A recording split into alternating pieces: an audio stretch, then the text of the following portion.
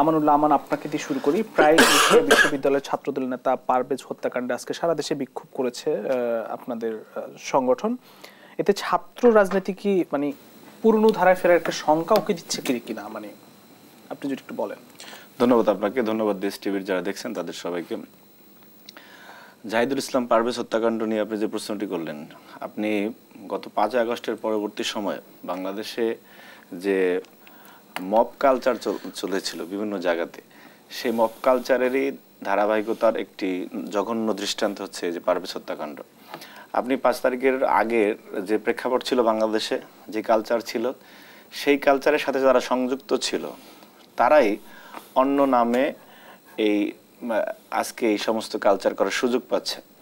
যেমন জাহিদুল ইসলাম পারভেজ হত্যার সময় যে পুরো ঘটনাটি আপনারা জানেন, যে সে যে ঘটনায় তাকে দোষারোপ করা হয়েছে, একজন বা একাধিক মেয়ে দোষারোপ করেছে, সে কিন্তু দুঃখ প্রকাশ করেছে, ক্ষমা চেয়েছে। কিন্তু পরবর্তীতে তার সাথে ওই মেয়েদের সাথে যারা সংযুক্ত, তারা এসে এই হত্যাকাণ্ডটি ঘটিয়েছে। এবং আমরা দেখেছি সিসিটিভিতে স্পষ্ট ফুটেছে যে তারা বনানী থানার বৈষম্য বিরোধী ছাত্র আন্দোলনের যুগ্ম আহ্বায়ক 2 জন তার হত্যাকাণ্ডে সরাসরি যুক্ত ছিল। বৈষম্য বিরোধী ছাত্র আন্দোলন মানে ছাত্র সংগঠন, যেটা হ্যাঁ এখন যে এনসিপির ছাত্র সংগঠনের কথা বলছেন, হ্যাঁ এনসিপির যে কি ছাত্র সংসদ নাকি, সেই ছাত্র সংসদের তারা বনানী থানার যুগ্ম আহ্বায়ক, এবং একজনের নাম হচ্ছে সুবহান নিয়াজ তুষার, আর একজন হৃদয় মিয়াজি। সেই হৃদয় মিয়াজি হচ্ছে যুগ্ম সদস্য সচিব। এবং বাকি যে ওই হত্যাকাণ্ডে যে 3 জন আরো যুক্ত ছিল, তারাও প্রাইম এশিয়া ইউনিভার্সিটি বৈষম্যবিরোধী ছাত্র আন্দোলনের নেতা আবু জার গিফারি এবং মাহতিব হাসান। তো যাই হোক, এই হত্যাকাণ্ড ঘটনার পরে আমরা সংগঠন থেকে খোঁজখবর নিয়ে তারপরে আমরা আইনের আশ্রয় নিয়েছি, যে সেটা আবার মব কালচার তৈরি করা, আবার এটার প্রতিবাদে যে তাদেরই পদাঙ্ক অনুসরণ না করে আমরা আইনের আশ্রয় নিয়েছি। কিন্তু আমরা দেখেছি যে বনানী থানায় সেই গভীর রাত অবধি আপনার এই এনসিপির নেতারা শীর্ষ পর্যায় থেকে যে মামলাটি যাতে না হয় সেই বিষয়ে হস্তক্ষেপ করেছে। এবং শেষ পর্যন্ত যেহেতু একটি হত্যাকাণ্ড হয়েছে, একটা নৃশংস হত্যাকাণ্ড হয়েছে, থানা এজাহার নিতে বাধ্য হয়েছে এবং সেখানে এদেরকে আসামি করা হয়েছে। বৈষম্যবিরোধী আন্দোলনের যে ওই সময় বৈষম্যবিরোধী আন্দোলনের নাম ছিল, এখন তো আবার এই ছাত্র সংগঠনের নামে হয়েছে।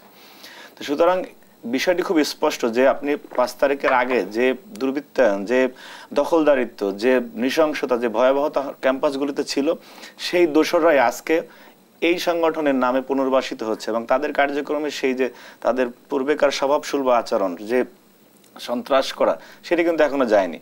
আবার অন্য বিষয়টি আরো বেশি অধিকতর দুঃখজনক, সেটা হচ্ছে যে এই আওয়ামী লীগের হাইকমান্ড থেকে এবং ছাত্রলীগ থেকে যেভাবে ন্যারেটিভ তৈরি করা এবং দায়ভার এবং দায়কে অন্যের উপর চাপিয়ে দেওয়ার যে টেন্ডেন্সি ছিল, সেটা আবার এনাদের কাছ থেকে পাওয়া যাচ্ছে। আপনি এই ঘটনার পরে বৈষম্যবিরোধী ছাত্র আন্দোলনের যে একটি ভেরিফাইড পেজ আছে, সেখান থেকে এই হত্যাকাণ্ডের বিষয়টিকে জাস্টিফাই করা হয়েছে। তারা এটি কে করেছে তাদের বিচার না চেয়ে ছাত্রদলকে দোষারোপ করে এবং যারা হত্যাকাণ্ডে জড়িত ছিল তাদেরকে এক ধরনের সেফ এক্সিটের কথা বলে এই স্টাইলে তারা আপনি স্ট্যাটাস দিয়েছে। সুতরাং 5ই আগস্টের আগের যে মানুষের ভিতরে যে মুক্তির আকাঙ্ক্ষা ছিল, সেই মুক্তির আকাঙ্ক্ষা 5ই আগস্ট পরবর্তী সময় আমরা মনে করেছিলাম যে না, সকলে মিলে আমরা একটা ঐক্যবদ্ধ বাংলাদেশের দিকে এগিয়ে যাব।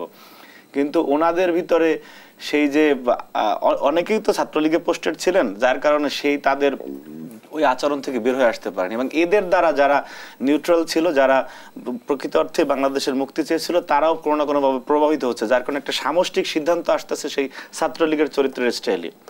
তো এই পারভেজ হত্যাকাণ্ডের ঘটনার মাধ্যমে আমরা সেটি দেখতে পেয়েছি যে না, সেই যে মব কালচার যে হচ্ছে সেটাকে নিবৃত্ত না করে সেটাকে দেখা গেছে যে একচেটিয়াভাবে একটি আমাদের দিকে মানে আমাদের দোষারোপ করা, অন্যান্য দল যারা দেখা গেছে যে এর আগে রাষ্ট্র ক্ষমতায় ছিল, আবার সম্ভাবনা রয়েছে, তাদেরকে শুধুমাত্র দোষারোপ করার রাজনীতির মধ্যেই এরা ঘূর্ণায়িত হচ্ছে, যে এরা যে নতুন কিছু দিবে, নতুন বন্দোবস্তের কথা শুনি, সেটি তাদের আচরণের কোথাও আমরা দেখতে পাচ্ছি না। তারা এনসিপি তো এখনো ক্ষমতায় যায়নি, আপনি তাদের কথা বলছেন। যাই হোক, কিন্তু বিচারের প্রক্রিয়া কত দূরে এগিয়েছে, মানে গ্রেপ্তার হয়েছে বা না? গ্রেপ্তার এখনো কেউ হয়নি। গ্রেপ্তার তো আপনি মামলাটি রেজায়ার হয়েছে, গ্রেপ্তারের বিষয়ে তো এখন দেখা গেছে যে এই যে আসামি কোর্টে তুলেছে কয়েকজনকে আমরা দেখলাম।